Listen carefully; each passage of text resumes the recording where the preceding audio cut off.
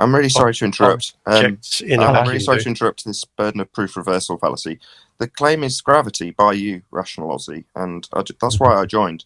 So you gave an example where you went up with a glass of water or something. You took water up into the atmosphere. Do you remember that example you gave? No, that's okay. We can talk about that in a moment. We're just finishing this discussion first, then we can have a chat about that. What, your burden of proof reversal fallacy, where you get him to justify what it's doing when your claim is gravity? No, we'll address what I'm talking about, because you've just used a fallacy which I've pointed out and you've ignored. You reverse the burden of proof. Your claim is gravity. And now I'm going to talk about that, and you're going to like it. And watch Nathan Oakley. You should follow him on YouTube. Nathan Oakley 1980 is his YouTube channel. I love that guy. He's awesome. He crushes.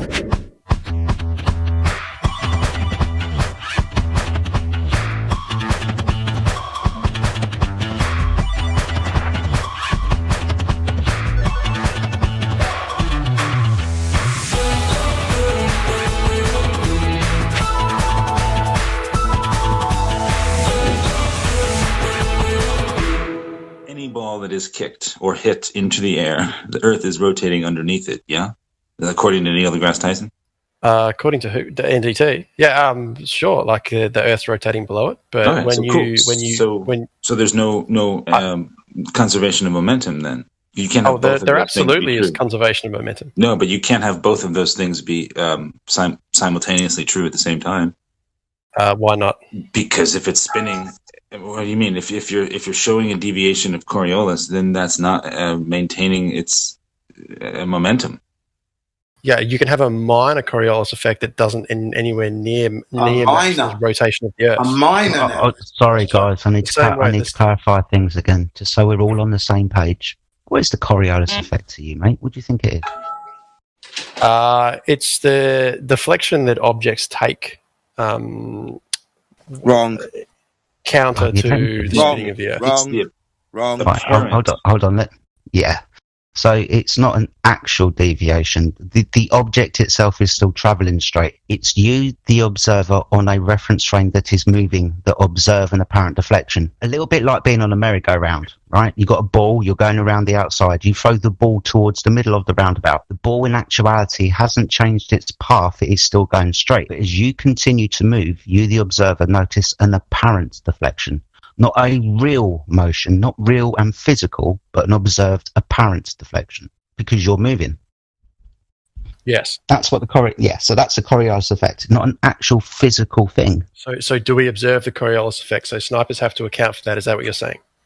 Yeah, no, we don't. That's the point. Let's put it like this.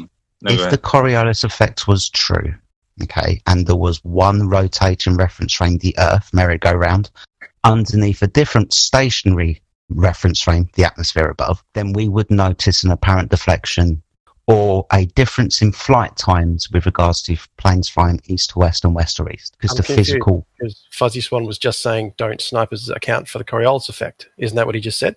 No, that's the global claim. People are claiming, like Neil deGrasse Tyson claims that that's what's happening, but we don't ever, I mean, if you talk to snipers, they say they don't account for that. That's not something they do.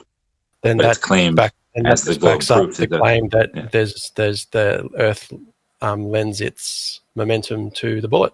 So you can't have it both ways. Either there is a Coriolis effect and the Earth is spinning, or there's no Coriolis effect and the momentum is lent to the bullet. Which one is it? There is no Earth-based Coriolis effect. We don't observe it in any way. Okay, so the conservation of angular momentum exists. That's what I was trying to get at.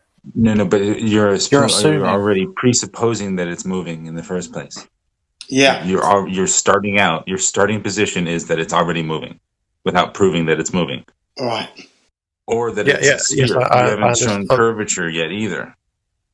Okay, yeah, I understand, but I understand also that things tend to get derailed in these sorts of conversations. But so let's go back to it's not. Let's go back to gravity. Let's go back to atmospheric pressure, and let's go back to how we. Okay, no, that's okay. That's fine. We're going to end up talking about gravity at some point because So, what did you want to talk about gravity? You said air pressure. Atmospheric pressure. I mean, we're all in agreement that there's a gradient of atmospheric pressure, correct? Yes. This again, we're going to point to nature and agree on what nature's doing. Yeah. Okay, so what we're talking about, natural law. I'm happy for you to call gravity natural law, providing it has all of the aspects of gravity. We don't call gravity natural law because it doesn't exist in our world. So please don't put that on us. So there. Okay, so can we agree that natural law causes an acceleration on objects moving downwards? No, natural law doesn't cause anything. No. This is just observed reality. So what causes the acceleration on natural objects? The object's inertial mass. Nobody knows, man. Nobody knows. Can I get a word in? One word. You picking it up and dropping it is giving it the energy it needs to fall back down. I can't get a word in then. You're really quiet in the background, dude. Sorry, each object has its own inertial mass. So that's what determines how fast it will fall through the medium. Okay? Each object has its own inertial mass. How do you measure that? Well, you measure that on a scale. Give me an example of an inertial mass measurement of an object, please. Every measurement of every object is currently trying to seek equilibrium always, all the time, unless you can demonstrate something otherwise. All objects in whatever medium they are in the process of finding equilibrium until something is removed in which a new equilibrium can be approached or achieved. Right? It's like when you pick up the tennis ball off of the floor, you are giving it energy up to get up to that altitude. And you only start your measurement of that arrow from the moment I let go and say, look, what's causing it to go sideways? Must be sideways gravity. No, you're ignoring the point where you put energy into the bow and arrow, right? You picking it up is your picking up something out of equilibrium and putting it back into it by dropping it. So how do you measure this inertial mass? Give me a measurement. In reference to the previous gentleman's comment, how do you measure inertial mass? The weight of the object's weight and the molecules that it's made of will determine how fast it's going to fall through the medium, because objects do not fall at the same rate. I'm really sorry to interrupt. I'm really sorry to interrupt this burden of proof reversal fallacy. The claim is gravity by you, Rational Aussie, and that's why I joined. So you gave an example where you went up with a glass of water or something. You took water up into the atmosphere. Do you remember that example you gave? No, that's okay. We can talk about that in a moment. We're just finishing this discussion first, then we can have a chat about that. What, your burden of proof reversal fallacy, where you get him to justify what it's doing when your claim is gravity? No, we'll address what I'm talking about, because you've just used a fallacy which I've pointed out and you've ignored. You reverse the burden of proof. Your claim is gravity, and now I'm going to talk about that, and you're going to like it.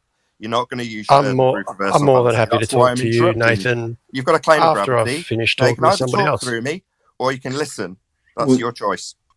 Yeah, well, I'm not talking to you, Nathan, so you can do me the courtesy of allowing me to finish my conversation. Hold on, gentlemen, please. Gentlemen, please.